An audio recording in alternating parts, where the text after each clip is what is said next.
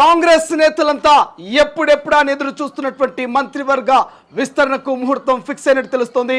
ఇప్పటికే సీఎం రేవంత్ ఇక నూతన పిసిసి అధ్యక్షుడు మహేష్ కుమార్ గౌడ్ ఢిల్లీకి చేరుకున్నారు. ఢిల్లీ పెద్దలతో ఇప్పటికే మంత్రాలు జరుపుతున్నారు. అసలు ఇక మంత్రివర్గ విస్తరణ ఎలా ఉండబోతుంది? ఇప్పటికే సీఎం సహా 12 మందికి మంత్రివర్గంలో అవకాశం ఉంది.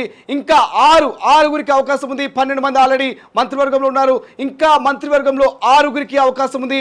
ఆ 6గురు ఎవరు అనేటువంటి ఉత్కంఠమైనటువంటి వాతావరణం నెలకొంది. ఆ 6గురు ఎవరు కాబోతున్నారు? ఏ సామాజిక వర్గము, ఏ జిల్లాల నుంచి మంత్రివర్గంలో అడుగు పెట్టబోతున్నటువంటి ఒక చర్చ పొలిటికల్గా సాగుతున్నటువంటి పరిస్థితి. ఒక్కసారి మంత్రివర్గ విస్తరణకు సంబంధించి పూర్తి డీటెయిల్స్ ఇప్పుడు తొలి వెలుగు స్క్రీన్ మీద మనం ఎక్స్క్లూజివ్గా చూసేటువంటి ప్రయత్నం చేద్దాం. త్వరలోనే క్యాబినెట్ విస్తరణ ఉంటుందంటూ ప్రచారం మొదలైంది. గతంలో మనం చూసాం, ఇప్పుడు అప్పుడు ఇంకెప్పుడు అనేటువంటి ప్రచారం జరిగింది. అన్నిటికీ పులి స్టాప్ పడబోతుంది.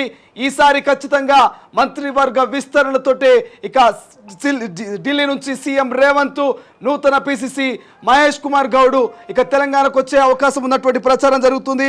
మరోవైపు ఖాళీగా ఉన్న 6 మంత్రి పదవుల్లోనూ ఒకేసారి భర్తీ చేస్తున్నటువంటి టాక్ నడుస్తోంది. ఈ నేపథ్యంలోనే ప్రస్తుతం ఇక ఫారెన్ టూర్లో ఉన్నటువంటి ఏఐసిసి నేత రాహుల్ గాంధీ, తర్వాత ఏదైతే ఢిల్లీలో ఉన్నటువంటి సోనియా గాంధీ కావచ్చు, అదేవిధంగా ఏఐసిసి నేత మల్లికార్జున ఖర్గే ఇక రాహుల్ గాంధీని ప్రధానంగా రేవంత్ రెడ్డి కలిసేందుకు ప్లాన్ చేస్తున్నట్టు తెలుస్తుంది. ఇందులో భాగంగా ఇక ప్రధాని నరేంద్ర మోడీ అపాయింట్మెంట్ కూడా తీసుకున్నట్టు తెలుస్తుంది.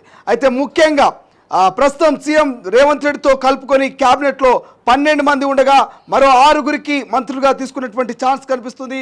అయితే ఖాళీగా ఉన్న 6 స్థానాలను ఒకేసారి భర్తీ చేయాలని అధిష్టానం భావిస్తున్నట్టు తెలుస్తుంది. కొన్నిటిని ఖాళీగా ఉంచడం వల్ల ఆ పదవుల కోసం పైరావులు పెరిగితే అనవసర వివాదాలు తలెత్తాయన్నటువంటి అభిప్రాయంతో ఉన్నట్టుగా కొంత సమాచారం అందుతోంది.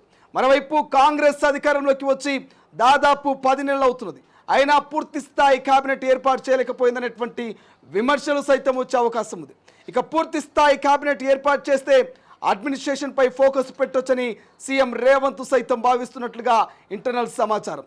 అయితే బీఆర్ఎస్ నుంచి కాంగ్రెస్లో చేరిన ఎమ్మెల్యేల ఎవ్వరికి కూడా మంత్రివర్గంలోకి తీసుకునే అవకాశం లేనట్టుగా ఇప్పటికే ఒక క్లారిటీ వచ్చింది. దీంతో ఆ 6గురు మంత్రులు ఎవరు? ఇక మంత్రి పదవుల కోసం కాంగ్రెస్ ఎమ్మెల్యేలు అయితే భారీ స్థాయిలోనే ఢిల్లీలో లాబింగ్ చేస్తున్నటువంటి పరిస్థితి. మరోవైపు మంత్రి పదవుల కోసం రెడ్డి ఎమ్మెల్యేలు మధ్య తీవ్ర పోటీ ఉన్నట్టు తెలుస్తుంది. ప్రస్తుతం క్యాబినెట్లో 4 ఆ సామాజిక వర్గానికి చెందిన వారు ఉండగా ఈ మధ్య జరిగిన ప్రభుత్వ పదవుల భర్తీలో రెడ్డి లీడర్లకి ఎక్కువ ప్రాధాన్యత ఇస్తున్నట్లుగా విమర్శలు వస్తున్నటువంటి పరిస్థితి. దీంతో విస్తరణలో అన్ని వర్గాల వారికి ప్రయారిటీ ఇవ్వాలని కాంగ్రెస్ అధిష్టానం భావిస్తుంది. ఇందులో భాగంగా క్యాబినెట్లోకి ఏ సామాజిక వర్గాలు ఎమ్మెల్యేలకు మంత్రివర్గ అవకాశం ఉండబోతుందో ఒక్కసారిగా తొలి వెలుగు స్క్రీన్ మనం చూసేటువంటి ప్రయత్నం చేద్దాం. అసలైన తొలి వెలుగు. ఫాలో వాట్సాప్ @తొలి వెలుగు అఫీషియల్.